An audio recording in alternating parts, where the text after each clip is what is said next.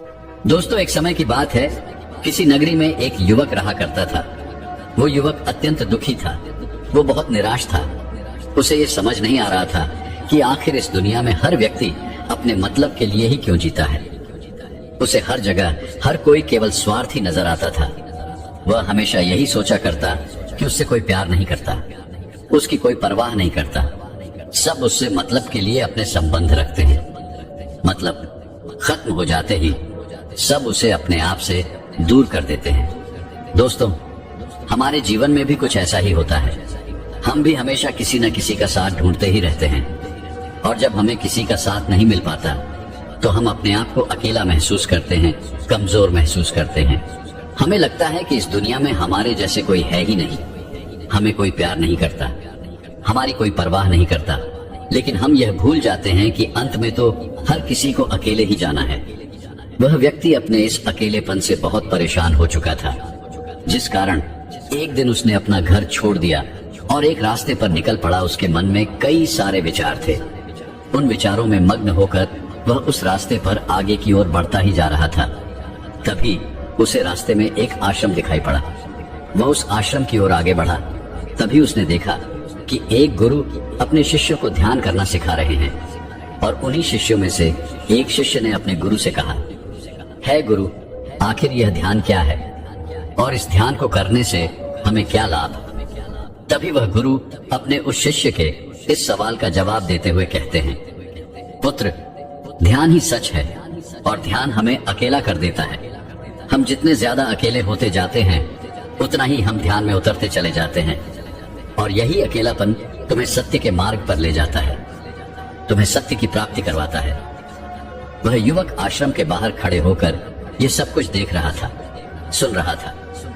जैसे ही उसने उन गुरुवर के मुख से ये सारी बातें सुनी, वह दौड़ा दौड़ा उन गुरुवर के पास आया और कहने लगा, है गुरुवर, यदि ध्यान हमें अकेला कर देता है तो इसका मतलब यह हुआ कि मैं इन सब चीजों में श्रेष्ठ हूँ।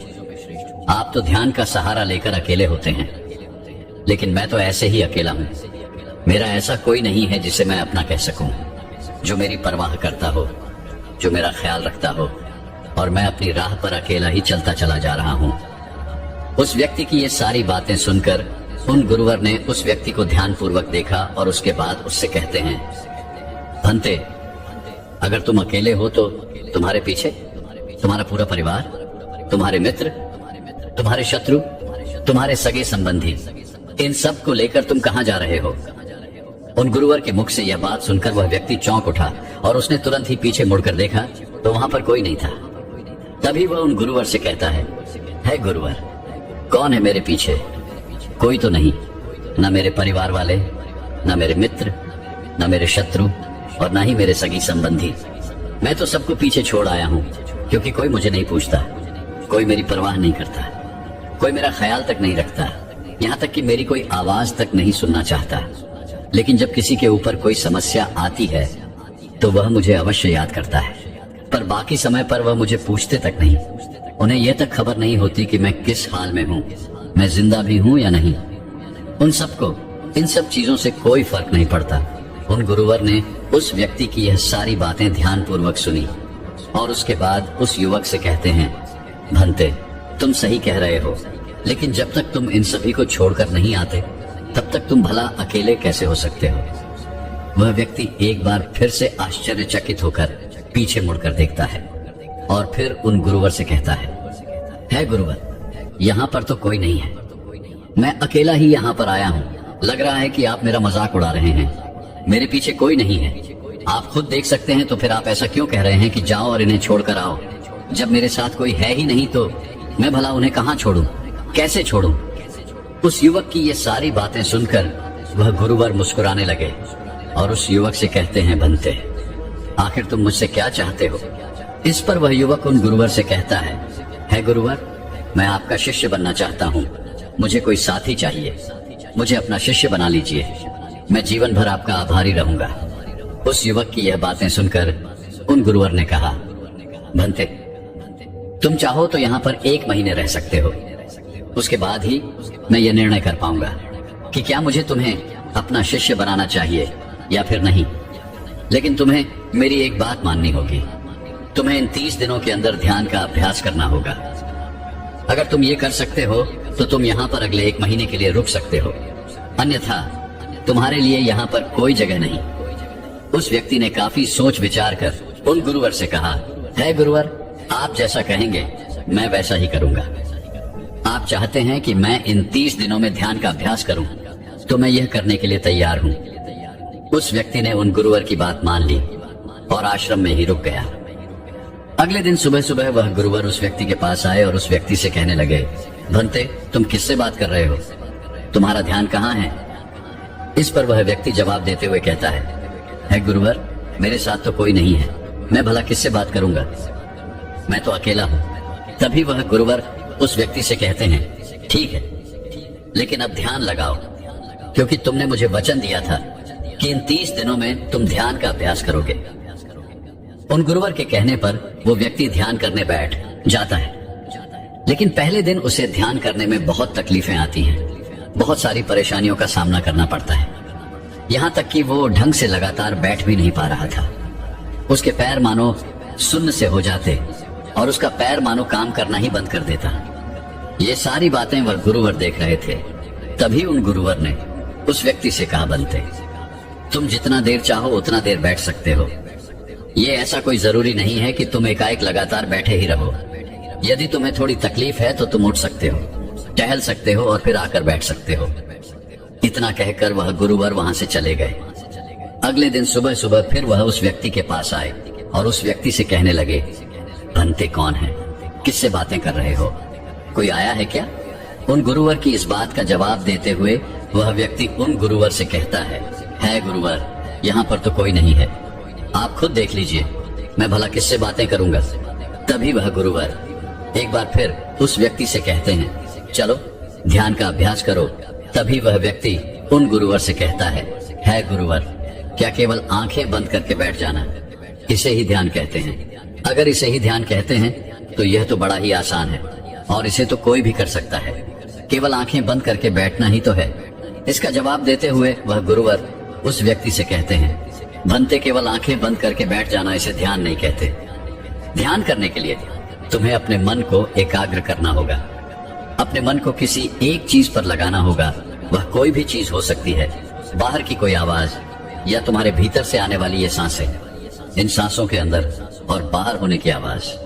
तुम ऐसी किसी भी चीज पर ध्यान लगा सकते हो जो लगातार वर्तमान समय में घट रही है, ताकि तुम्हारा पूरा ध्यान उस चीज पर एकाग्र हो और तुम्हारा ध्यान कहीं भी भटके नहीं, जिस कारण तुम उस पर ध्यान लगा पाओगे।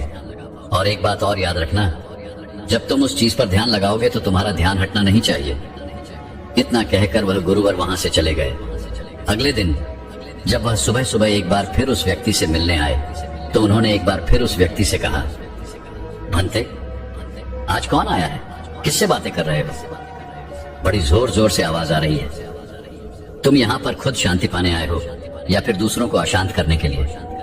वह व्यक्ति उन गुरुवर से कहता है गुरुवर, पर यहाँ पर तो कोई है ही नहीं, तो मैं भला किससे बात करूंगा?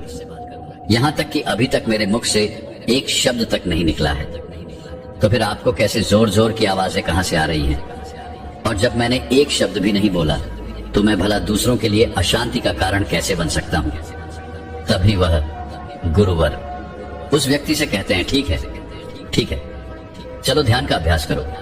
तभी वह व्यक्ति उन गुरुवर से कहता है गुरुवर, मेरा एक प्रश्न है, क्या मैं आपसे पूछ सकता हूं? तभी वह गुरुवर उस व्यक्ति से कहते हैं, पूछो, तुम्हें क्या पूछना है? तभी वह व्यक्ति उन गुरुवर से कहता है गुरुवर, आप कहते हैं किसी भी एक चीज पर ध्यान लगाओ, जो वर्तमान समय में घट रही हो उस पर अपना पूरा ध्यान लगा दो। लेकिन जब मैं अपनी सांसों पर या फिर किसी ऐसी चीज पर ध्यान लगाने का प्रयास करता हूँ जो लगातार घट रही है, तो मेरा ध्यान लगातार नहीं रह जाता। मैं पल पल भटकता रहता हूँ। कभी मुझे कुछ याद आने लगता है तो कभी मुझे कुछ और याद आने लगता है। वो पुरानी चीजें, वो पुरानी यादें मेरा पीछा नहीं छोड़ती। आपके कल यहाँ से चले जाने के बाद मैंने ध्यान करने के लिए बहुत प्रयास किया, लेकिन वह पुरानी यादें बार बार मुझे याद आ रही थी, जिस कारण मैं एक चीज पर ध्यान लगा ही नहीं सका। तो अब मुझे क्या करना चाहिए? उस व्यक्ति की यह सारी बातें सुनकर वह गुरु मुस्कुराने लगे और वहां से चले गए। उन गुरुवर की हंसने की वजह उस व्यक्ति को समझ नहीं आई, अगले दिन सुबह सुबह एक बार फिर वह गुरुवर उस व्यक्ति के पास पहुंचे और कहा, भंते, ये तुम क्या कर रहे हो? इतना आलस, चारों ओर आलस ही आलस फैला हुआ है। अपने पास से आलस को भगाओ, अन्यथा यह तुम पर हावी हो जाएगा और फिर तुम हमेशा इसके अधीन बनकर रहोगे। तभी वह व्यक्ति गुरुवर से कहता है गुरुवर, आप तो रोज एक ही बात कहते हैं कि यहाँ पर कोई है, लेकिन मुझे तो कोई नजर आता ही नहीं। आप ही बताइए, यहाँ पर कौन है? तभी वह गुरु वह उस व्यक्ति से कहते हैं, ठीक है, चलो अभ्यास के लिए चलते हैं। तभी वह व्यक्ति उन गुरुवर से कहता है गुरुवर, मेरा एक प्रश्न है, आपकी आज्ञा हो तो मैं आपसे पूछना चाहता हूँ। है गुरुवर। उस व्यक्ति से कहते हैं, हाँ पूछो, क्या प्रश्न है तुम्हारा? तभी वह व्यक्ति उन गुरुवर से कहता है गुरुवर, आपकी कृपा से अब मैं पहले से बेहतर तरीके से ध्यान कर पा रहा हूँ, लेकिन अभी भी मुझे एक समस्या आ रही है, और वह यह है कि जब भी मैं अपनी सांसों पर ध्यान देता हूँ तो मेरा मन एकाग्र तो होता है और मैं पहले से ज्यादा और अच्छी तरह से ध्यान भी लगा पाता हूँ, लेकिन ध्यान लगाते लगाते मुझे नींद आने लगती है और मैं सो जाता हूँ। फिर उसके बाद मुझसे ध्यान नहीं हो पाता। उसके बाद केवल बस मुझे नींद ही नींद आती रहती है और मैं ध्यान की तरफ फिर अपने आप को मोड़ नहीं पाता। उस व्यक्ति की यह बात सुनकर वह गुरुवर उस व्यक्ति से कहते हैं, ये तो अच्छी बात है। इतना कहकर वह वहां से चले जाते हैं। 5वें दिन जब सुबह सुबह वह गुरुवर उस व्यक्ति के पास पहुंचते हैं तो वे कहते हैं, भंते, तुमने इतने लोगों को क्यों बुला रखा है? इतने सारे लोग तुम्हें ध्यान नहीं करने देंगे। तुमने इतने सारे लोगों को क्यों बुलाया है? इन्हें यहाँ से जल्दी भेजो। मुझे ये बिल्कुल नहीं पसंद। तुम तो यहाँ पर अकेले आए थे जैसा कि तुमने कहा, तो फिर इतने सारे लोगों को तुमने आज क्यों बुला रखा है? इन्हें अभी के अभी वापस छोड़कर आओ।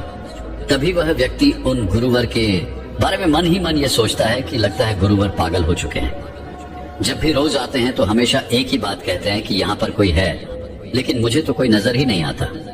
बड़ी विनम्रता से उन गुरुवर से कहा, है गुरुवर, शायद आपकी आंखें जो देख पा रही हैं वह मैं नहीं देख पा रहा हूँ। मुझे तो यहाँ पर कोई नजर नहीं आता, फिर आपको कैसे? यहाँ पर लोग ही लोग नजर आ रहे हैं। फिर गुरुवर उस व्यक्ति से कहते हैं, अच्छा ठीक है, चलो अब ध्यान का अभ्यास करते हैं। तभी वह व्यक्ति उन गुरुवर से कहता है गुरुवर, मुझे ध्यान के वक्त नींद आती थी। जैसा कि मैंने आपको बताया था, उस पर तो मैंने नियंत्रण पा लिया, लेकिन अब जब भी मैं ध्यान करने बैठता हूँ, किसी एक चीज पर अपना ध्यान केंद्रित करता हूँ, तो मेरे मन में विचारों का सैलाब होता है। मानो विचारों की बाढ़ सी आ जाती है। इतने विचार तो आंख खोलकर भी मैंने कभी नहीं देखे होंगे, जितने की आंखें बंद करने के बाद मुझे नजर आते हैं। और इन विचारों में कुछ ऐसे विचार भी मेरे मन में आते हैं जिनके बारे में आज तक मैंने सोचा तक नहीं है। मुझे उनके बारे में कुछ भी नहीं पता। ये सब क्यों हो रहा है गुरुदेव? उन गुरुवर ने उस व्यक्ति की यह बात सुनकर उस व्यक्ति से कहा, अच्छा ऐसा हो रहा है। इतना कहकर वह गुरुवर वापस चले गए। अगले दिन सुबह सुबह वह गुरुवर एक डंडा लेकर उस युवक के पास पहुंचे और एक डंडा जड़ते हुए उस युवक से कहते हैं, मैंने तुम्हें पहले ही कहा है, इतने सारे लोग मुझे पसंद नहीं, तुम्हें इन्हें छोड़कर आना होगा। आखिर तुम रोज रोज इन्हें क्यों ले आते हो? इतनी भीड़ इकट्ठा करके तुम्हें क्या लाभ? आज के बाद यह यहाँ पर नहीं आने चाहिए, इस बात का ख्याल रखना। यदि आज के बाद यहाँ पर कोई भी नजर आया और तुम्हारी बक बक मुझे सुनाई पड़ी तो मैं तुरंत ही तुम्हें इस आश्रम से निकाल दूंगा। तभी वह व्यक्ति बड़ी विनम्रता से उन गुरुवर से कहता है गुरु, मुझे तो ये समझ नहीं आता कि मुझे कोई नजर ही नहीं आता, लेकिन आप रोज एक ही बात कहते हैं कि यहाँ पर मैंने भीड़ इकट्ठी कर रखी है, जिन लोगों को भी मैंने लाया है उन्हें मुझे छोड़कर आना होगा। लेकिन मैं आपसे हर रोज एक ही बात कहता हूँ कि मुझे कोई नहीं नजर आता, ना ही मुझे कोई यहाँ पर दिखाई पड़ता है और ना ही मैं अपने मुख से एक शब्द भी निकालता हूँ, लेकिन फिर भी आप कहते हैं कि आपको लोगों की आवाजें सुनाई पड़ रही हैं। तभी वह गुरुवर है उस व्यक्ति की इस बात का जवाब देते हुए कहते हैं, क्या तुम्हारे मित्र, तुम्हारे परिवार वाले, तुम्हारे सगे संबंधी, तुम्हारे शत्रु, तुम्हारी इच्छाएं, तुम्हारी वासनाएं, ये सब क्या तुमसे मिलने नहीं आते? वह व्यक्ति उन गुरुवर से कहता है, नहीं गुरुदेव, मुझसे कोई मिलने नहीं आता। मैं तो यहाँ पर अकेला ही आया था और अभी भी मैं अकेला ही हूँ, मेरा कोई नहीं। तभी वह गुरु वह क्रोधित होकर उस झंडे से उस व्यक्ति पर एक और प्रहार करते हैं और कहते हैं, अभी बैठो, अभी ध्यान लगाओ और यदि तुम्हारे ध्यान में कोई भी आता है तो मुझे बताओ। वह व्यक्ति उन गुरुवर की बात मान लेता है और तुरंत ही ध्यान करने बैठ जाता है। कुछ देर तक तो वह काफी शांत रहता है, लेकिन कुछ देर बाद ही वह उन गुरुवर से कहता है गुरुदेव, मेरा भाई मुझसे मिलने आया है, साथ में मेरे पिताजी भी हैं। दोनों बहुत दुखी हैं क्योंकि मैं उन्हें छोड़कर यहाँ जो चला आया हूँ, मेरे भाई की तबीयत भी कुछ ठीक नहीं लग रही।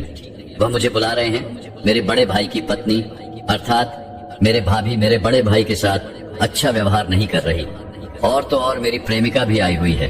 वह मुझसे पूछ रही है कि क्या तुम मुझसे शादी करोगे या फिर मैं किसी और से शादी कर लूं। वह भी बहुत दुखी नजर आ रही है। और इतना ही नहीं, मेरे कुछ मित्र भी पीछे खड़े हैं जिनसे मैंने कुछ कर्जे लिए थे। आज वो मुझसे अपना कर्जा मांगने आए हैं, मुझे धोखेबाज कह रहे हैं, मुझे अपशब्द बोल रहे हैं, और वो साथ में मेरे कुछ शत्रुओं को भी लाए हैं। लेकिन मेरे शत्रु मुझे मारना नहीं चाहते। वह तो ये कह रहे हैं कि तू तो पहले से ही मरा हुआ है, तुझे और क्या मारना।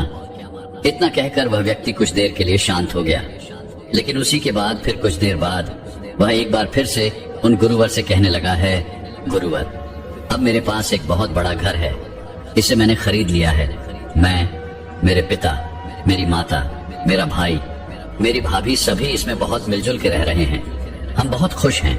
मैं अब अपने मित्रों से अत्यधिक अमीर हूँ। मेरे पास बेशुमार धन दौलत है, और तो और मैंने अपनी प्रेमिका से शादी भी कर ली है और इसका जश्न मना रहे हैं। इतना कहकर वह व्यक्ति एक बार फिर शांत हो गया और फिर कुछ देर बाद और फिर एक बार उन गुरुवर से कहता है गुरुवर, मुझे कोई मारने का प्रयास कर रहा है। लगातार वो मुझ पर प्रहार कर रहा है। मैं उसका चेहरा देखने का प्रयास कर रहा हूँ, लेकिन मुझे उसका चेहरा नजर नहीं आ रहा। इतना कहते कहते वह उन गुरुवर से कहता है, गुरुदेव, ये तो आप हैं जो मुझे मार रहे हैं, और यह भी कह रहे हैं कि इतनी भीड़ को लेकर क्यों आए हो और इन्हें लेकर कहाँ जा रहे हो। मेरे साथ तुम्हें अकेले ही चलना होगा। इतना कहकर वह व्यक्ति ध्यान से उठ गया और उनको रुके चरणों में गिर पड़ा और उनसे कहने लगा, है गुरुदेव, आप सही थे। आप जो हमेशा कहते थे कि इस भीड़ को लेकर मैं कहाँ जा रहा हूँ, आप हमेशा यही कहते थे कि इन सबको छोड़ कर आओ, लेकिन मुझे कोई नजर नहीं आता था। लेकिन आज मैंने उन सबको देख लिया जिन्हें मैं अपने साथ लेकर आया था, जिन्हें मैं अपने साथ लेकर घूम रहा था। हर कोई मेरे साथ ही है, मेरे पास है। लेकिन मैं ये सोच रहा था कि आखिर मैं इतना बेचैन क्यों हूँ और मेरी बेचैनी की वजह क्या है। उस व्यक्ति की यह सारी बातें उन गुरुवर ने ध्यानपूर्वक सुनी और उसके बाद वो वहां से चुपचाप उठकर चले गए। उसके बाद से वो गुरुवर उसके पास कभी नहीं आए। लेकिन वह व्यक्ति हर रोज ध्यान का अभ्यास कर रहा था और पूरे 1 महीने बाद जब वह उन गुरुवर के पास पहुंचा तो उन गुरुवर से कहने लगा है, गुरुवर, जैसा कि आप कहते थे कि मैं हमेशा अपनी भीड़ को अपने साथ लेकर घूमता हूं, तो आज मैंने उस भीड़ को विदा कर दिया है और अब मैं बिल्कुल अकेला हूं। मेरे साथ कोई नहीं, मेरे साथ आप भी नहीं है, यहाँ तक कि मैं खुद अपने साथ नहीं हूँ। मैं एक परम शांति महसूस कर रहा हूँ। अब मुझे ऐसा प्रतीत होता है कि अब मेरे जीवन में कोई समस्या नहीं है, कोई समाधान नहीं है। मैं बहुत हल्का महसूस कर रहा हूँ, मैं बहुत अच्छा महसूस कर रहा हूँ, और इस शांति में जो आनंद है इसका क्या कहना। तभी वह गुरुवर उस व्यक्ति से कहते हैं, भंते, अगर तुम चाहो तो इस अकेलेपन को लेकर तुम अपनी दुनिया में वापस जा सकते हो। अव्याधि, तुम उस संसार में वापस भी लौट जाओ।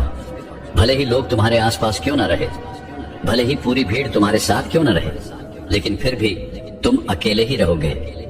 फिर चाहे वह तुम्हारे रिश्तेदार हो, सगे संबंधी हो, परिवार वाले हो, तुम्हारे मित्र, तुम्हारे शत्रु, तुम्हारी भावनाएं या फिर तुम्हारी प्रेमिका, इन सब के साथ रहकर भी तुम पूर्ण रूप से अकेले ही रहोगे।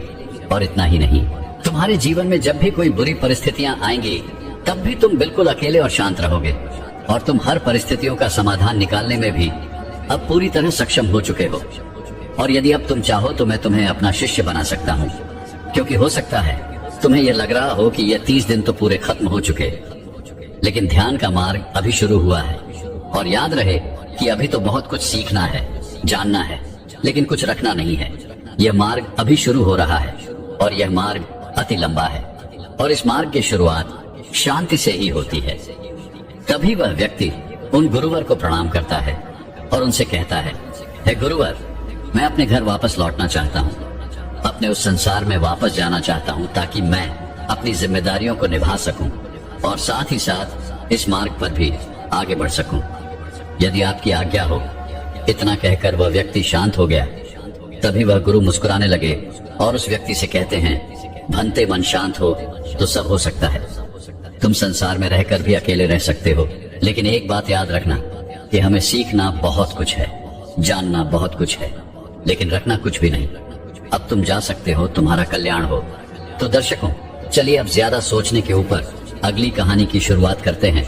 संपूर्ण मानव जाति एक दौड़ में लगी हुई है, एक ऐसी दौड़ जो कभी पूरी नहीं होती, जो उसके जन्म के साथ शुरू होती है और मरने तक उसका पीछा नहीं छोड़ती। लेकिन क्या कभी आपने ध्यान दिया है कि यह दौड़ किस चीज की है? जरा ठहर कर खुद से पूछिए कि आप किसके पीछे दौड़ रहे हैं और वास्तव में क्या यह दौड़ कभी पूरी हो सकती है? जिन भौतिक सुख सुविधाओं को इकट्ठे करने में इंसान लगा रहता है, क्या वास्तव में वो भौतिक सुख सुविधाएं उसे शांति या फिर आनंद प्रदान कर सकती है? सिकंदर ने मरने से पहले अपने सभी मंत्रियों को कहा था कि जब मेरी अर्थी उठाई जाए तो मेरा शरीर ढका हुआ नहीं होना चाहिए, मेरी हथेलियां खुली होनी चाहिए, ताकि सारी दुनिया यह देख सके कि जो सिकंदर पूरी दुनिया को जीत सकता था, वो भी अपने साथ कुछ नहीं ले जा सका। उसके हाथ खाली के खाली रह गए। लेकिन जीवन की बागडोर ऐसी होती है कि उसे कभी ठहरने का वक्त ही नहीं मिलता। कभी वह सोच विचार ही नहीं करता कि जीवन का सबसे बड़ा सुख क्या है और इसके विपरीत जीवन का सबसे बड़ा दुख क्या है। सुख सुविधाएं तो बहुत लोग इकट्ठा कर लेते हैं, लेकिन सही मायने में उसका भोग कितने लोग कर पाते हैं? वही भौतिक वस्तुएं जो उसने अपने आनंद, अपनी शांति के लिए संग्रहित की थी, वही सुख सुविधाएं उसके दुख का कारण बन जाती हैं। जब पैसा नहीं कमाया था तो पैसा ना होने का दुख था, और जब पैसा कमा लिया तो वही पैसा उसके बच्चों के लिए या उसके लिए झगड़े का कारण बन जाता है। तो फिर कैसे सुख सुविधाएं, किन चीजों के पीछे आप भाग रहे हो? आज की जो कहानी मैं आप लोगों को सुनाने वाला हूँ, उसमें आपको जीवन का सबसे बड़ा दुख और सबसे बड़ा सुख पता चलेगा। इससे पहले कि आप इस कहानी में खो जाएं, इस चैनल को सब्सक्राइब जरूर कर लें। तो चलिए कहानी शुरू करते हैं। अपनी गरीबी के दिन याद करके सेठ धनानंद की आंखों में आंसू आ गए। आज उसने जीवन में सब कुछ हासिल कर लिया था। सारी सुख सुविधाएं उसके पास थी। घर में नौकर चाकर थे, हजारों लोग उसके नीचे काम करते थे, जो उसकी एक आवाज पर उसके पास खड़े होते थे। लेकिन फिर भी आज सब कुछ हासिल कर लेने के बाद भी वो दुनिया में अपने आप को सबसे गरीब आदमी समझ रहा था। आखिरकार अपनी गरीबी के दिन याद करके उसकी आंखों में आंसू आ गए। उसके पास कुछ नहीं था, लेकिन तब भी वो प्रसन्न रहता था। लेकिन आज सब कुछ होने के बाद भी वो प्रसन्न नहीं था। और दुनिया में वही आदमी सबसे गरीब होता है जो सब कुछ होते हुए भी अकेला महसूस करता है। उसे एहसास होने लगा था कि धन संपदा या भौतिक सुख सुविधाएं उसके मन की पूर्ति नहीं कर सकती। लेकिन अब तो बहुत देर हो चुकी थी। उसका पूरा जीवन बीत चुका था। अब पूरे जीवन की कमाई उसे व्यर्थ लगने लगी। उसे लगने लगा कि उसने जो कुछ कमाया वो सब यूं ही था, व्यर्थ था। ये एहसास उसे जीवन में पहले कभी नहीं हुआ था। काश उसे ये एहसास पहले हो गया होता तो वह ठहर जाता, रुक कर चिंतन करता कि जो चीज वह इकट्ठी कर रहा है, क्या वास्तव में वह इकट्ठी करने लायक है? अगर उसे यह बात पहले पता चल गई होती तो वो अपने जीवन में सार्थकता खोजने की कोशिश करता। वो उस रहस्य के बारे में खोज करता जो उसके मन की पूर्ति करता, जो उसका अकेलापन दूर करता, जो उसके जीवन को संपूर्ण बना देता। उसने अपने दोनों बेटों को अपने पास बुलाया और उन्हें जीवन की सीख समझाने की कोशिश करने लगा। सेठ ने अपने बेटों से कहा कि बेटा, मेरे को तो जीवन में कोई बताने वाला नहीं था, सही रास्ता दिखाने वाला कोई था ही नहीं, इसलिए मैं उस रास्ते पर चलता रहा जिसका कोई अंत नहीं था। और आखिर में पहुंचकर मुझे महसूस हुआ कि जितना रास्ता मैं तय करके आया हूँ उतना ही रास्ता बाकी और है। शायद मैं गलत रास्ते पर निकल पड़ा था और अब इतना समय नहीं बचा कि मैं नए रास्ते पर फिर से नया सफर शुरू करूं। उसने अपने दोनों बेटों से कहा कि बेटा, पता है दुनिया में सबसे बदनसीब आदमी कौन होता है? वो जिसके पास सब कुछ होते हुए भी कुछ नहीं होता, जो अपने आप को सब कुछ होते हुए भी अकेला महसूस करता है। भला इससे बड़ा दुख, इससे बड़ी बदनसीबी और क्या हो सकती है? ये सुनकर उसके बड़े बेटे ने कहा कि पिताजी, सब कुछ तो आपके पास है, धन संपदा, पूरा परिवार, सारी खुशियां आपके पास है, लेकिन फिर भी आप अपने आप को बदनसीब क्यों समझते हैं? उसका बड़ा बेटा वह नहीं समझ पा रहा था जो उसके पिता उसे समझाने की कोशिश कर रहे थे। फिर भी उसने अपनी बात को समझाने की कोशिश करते हुए कहा, अभी तुम्हें लगता है कि जीवन में तुम्हारे पास सब कुछ है। मुझे भी तुम्हारे उम्र में ऐसा ही लगता था, लेकिन अब मैं बूढ़ा हो चला हूँ। कुछ समय बाद मेरी मृत्यु भी नजदीक है और अब मुझे एहसास हो रहा है कि दुनिया में तो सब कुछ पीछे छूट जाता है। घर, परिवार, रुपया, पैसा, धन संपदा, सब कुछ यही रह जाता है और आखिर में मेरे साथ जाएगा क्या? क्या मैं दुनिया में सबसे अकेला इंसान नहीं हूँ?